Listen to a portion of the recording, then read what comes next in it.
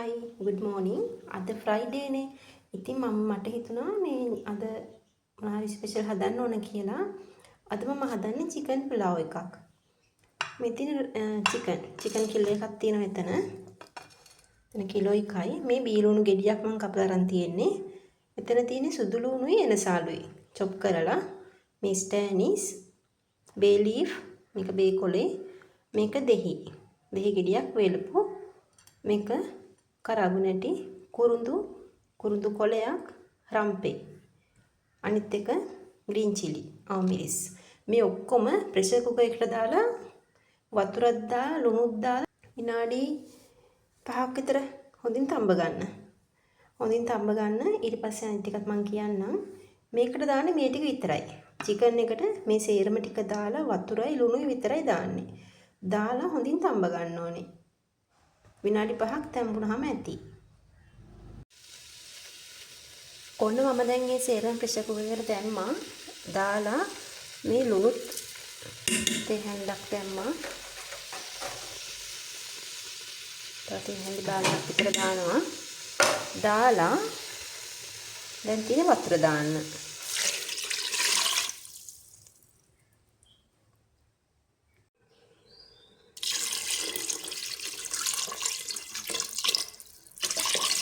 මේ ගානට වතුර දැම්මා. දැන් අපි මේක වහලා විනාඩි 5ක් තඹ ගන්නවා.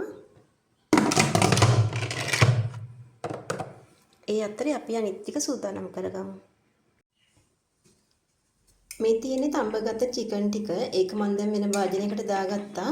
ඒ හට්ටිය ආයෙමත් තිව්වා. මේ දැන් ඒක තමයි බත් එක හදන්නේ. මේ මල්ටි කුකර් එකේ ඒක තමයි ප්‍රෙෂර් කුකර් එකේ සේරම තියෙනවා.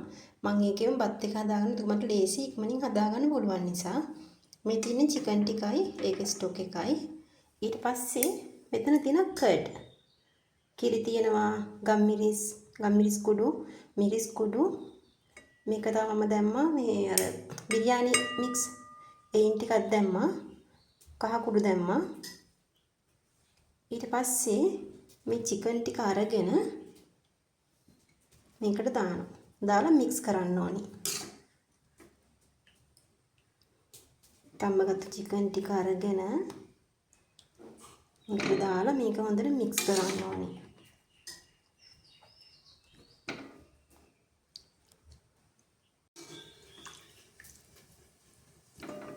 දැන් අපි මේක චිකන් ටික අයින් කරලා මේ වතුර එකෙන් තමයි බත උයාගන්නේ. මේ තියෙන ඊළඟට අවශ්‍ය දේවල් අර අට්ටි රත් වෙනකොට ඒකට ඔයිල් ටිකක් හරි ගී ටිකක් හරි දාන්න. දාලා ඉරලා ඉස්සෙල්ලම දාන්න ඕන මේ බීලුණු ටික. බීලුණු ටික ටිකක් ඩාර්ක් බ්‍රවුන් වෙන්න වගේ තද දුඹුරු වෙන්න හොඳට බැද ගන්න ඕන. ඊට පස්සේ මේ garlic paste එක දාන්න ඕන. ඊට පස්සේ මේ ටොමැටෝ ටික දාන්න ඕනේ. මේ තියෙන්නේ අපි අර මික්ස් කරගත්තු චිකන් ටික. මේ චිකන් ස්ටොක් එක වෙනම තියෙනවා එක බත් එකට. ඊට පස්සේ වෙනම පෑන් එක ලිපේ තියලා මේ චිකන් ටික අපි තියන්න ඕනේ මෙහෙම. මෙහෙම තියලා පොඩ්ඩක් රන්වන් පාට වෙනකම් ඒ වගේ හරව මේක හදා ගන්න ඕනේ. මේකට මේ චිකන් ටික ලොකු කෑල්ල තමයි ගන්න ඕන. චිකන් එක 12ට 8ට වගේ කපලා එහෙම තමයි ගන්න ඕනේ. මේක මම මේ ඊයන්න ගෑලා තියුණ එක. හදිස්සියෙම මේක අද වෙනස් විදිහකට හදන්න ඕනේ කියලා හිතුව නිසා තමයි මෙහෙම තිබුණ එකම ගත්තේ.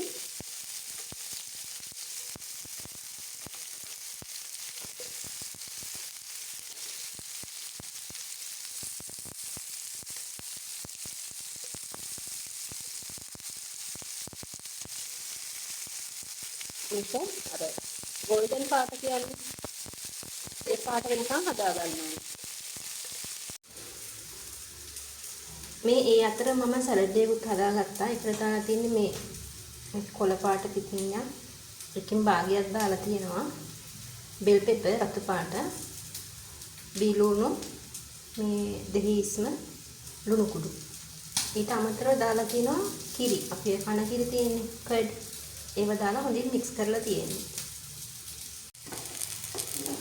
මේ අපේ චිකන් එකක් දැන් හරි. දැන් අපි ලිප් ඔෆ් කරගන්න ඕනේ.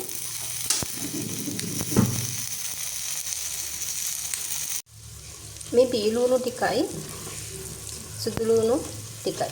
ඒක දැන් අර ගෝල්ඩන් පාට වැඩි පාටක් ඇවිල්ලා තියෙන්නේ. දැන් මේ වෙලාවේදී ටොමැටෝ ටික දා ගන්න ඕන. තක්කාලි ටික දාලා ඉරලා ඒකත් මික්ස් කරන්න. මේ තක්කාලි ටික දැම්මා. ඒකත් මික්ස් කරන්න. ඒකත් පොඩ්ඩක් මැලවෙන්න අරින්න.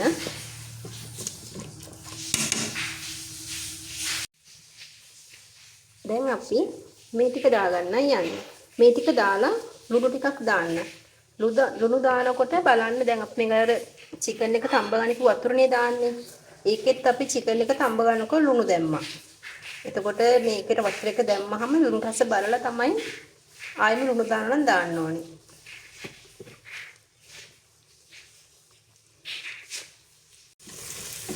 මේ සේරම ටික දැම්මට පස්සේ අර මිරිස් තුන පහ ටිකයි ඒ සේරම දාලා දැන් හොඳින් මික්ස් කරන්න. දැන් මේකට අපි හාල් දාන්න ඕනේ. ඔන්න දැන් හාල් ටිකක් දැම්මා. හාල් ටික දාලා මේ වගේ එහි ටිකක් බෑයක් විතර මේ වගේ දාන්න. හොඳින් ඉතලා. ඊට පස්සේ දැන් මේක මික්ස් කරන්න. මේක මේ බත් ටික හදන්න ගණිත වෙලාවේ ඉඳන්ම සුවඳයි. හරිම සුවඳයි. මුළු ගෙදරම සුවඳයි. හොඳට මික්ස් කරන්න.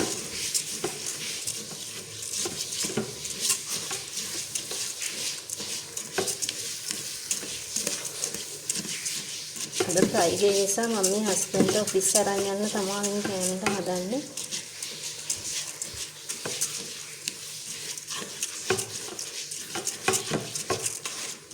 මේකට මේ බාස්මති රයිස් තිබුණා නම් හොඳයි. බාස්මති රයිස් අද නැහැ. එතකොට මම බාස්මති රයිස් එකකින් වෙනම දවසක හදලා පෙන්නන්නම්.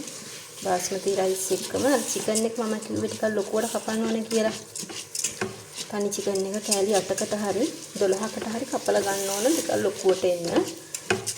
අද මම හදන්නේ කරි හදන්නේ නෑ චිකන් එකකින්. දැන් මේක හරි. දැන් අපි මේකට අර චිකන් එක තඹ ගනිපු වතුර තියෙන්නේ ඒක දාන්න ඕනේ. මේ චිකන් එක තඹ ගනිපු වතුර එක දැන් මේකට දානවා. සේරම කැල්බෑන් ටික දාගන්න බය වෙන්න එපා. තවත් සුවඳයි රසයි ඒවා ටික දැම්මම.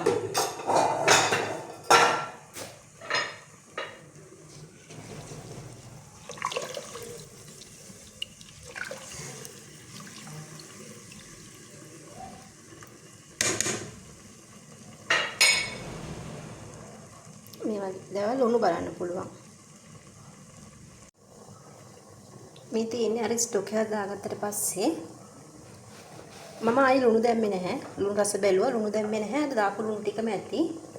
දැන් අපි ඒක වහලා බතම තඹ ගන්නවා. විනාඩි 8ක්.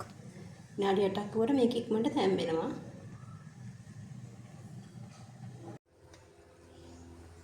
මෙන්න මෙහෙම තමයි අපේ බත් එක තියෙන්නේ.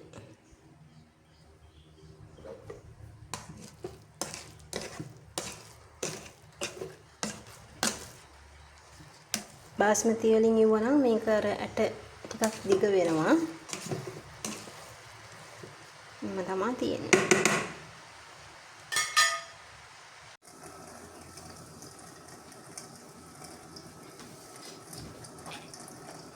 හරිම සුවඳයි.